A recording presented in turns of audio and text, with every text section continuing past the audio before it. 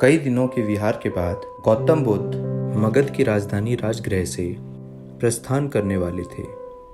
लोगों को जब ये पता चला तो वो उनके लिए भेंट आदि लेकर उनके दर्शनों के लिए आने लगे।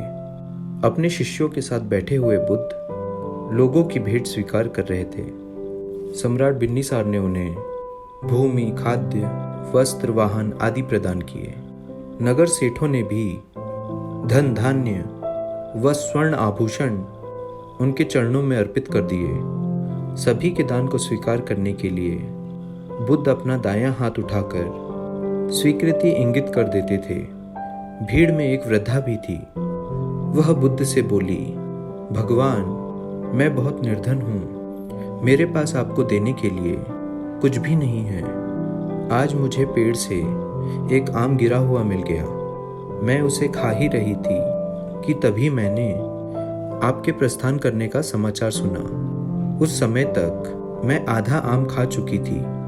मैं भी आपको कुछ अर्पित करना चाहती हूँ, लेकिन मेरे पास इस आधे खाए हुए आम के सिवा और कुछ भी नहीं है। इसे ही मैं आपको भेंट करना चाहती हूँ। कृपया मेरी भेंट स्वीकार करें। वहाँ उपस्थित अपार जन समुदाय, राजा महाराजाओं और सेठों ने देखा कि भगवान बुद्ध अपने आसन से उठकर नीचे आए और उन्होंने दोनों हाथ फैलाकर वृद्धा का आधा आम स्वीकार कर लिया। सम्राट बिन्नीसार ने चकित होकर बुद्ध से पूछा, भगवान, एक से बढ़कर एक अनुपम और बहुमूल्य उपहार तो आपने केवल हाथ हिलाकर ही स्वीकार कर लिए, लेकिन इस बुढ़िया के जूठे आम को लेने के लिए आप आसन से नीचे उतर कर आ गए। इसमें ऐसी कौन सी विशेषता है?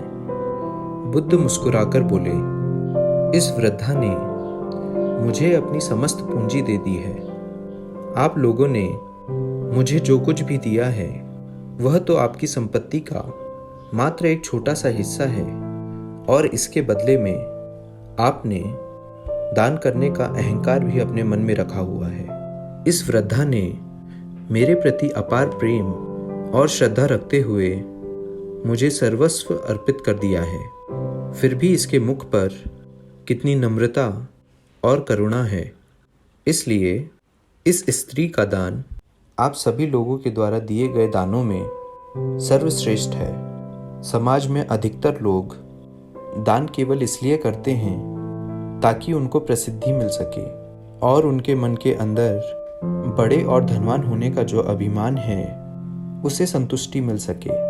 जबकि सच्चे अर्थों में दान वह कहलाता है जो अभिमान रहित होकर दूसरों की भलाई हेतु दिया गया हो। जब इंसान के पास किसी एक चीज की कमी हो, लेकिन जरूरत पड़ने पर अगर वह इंसान अपनी उस वस्तु का भी एक हिस्सा दूसरों की मदद व परोपकार के लिए दान कर दे, तब उस दान का मूल्य कई गुना बढ़ जाता है।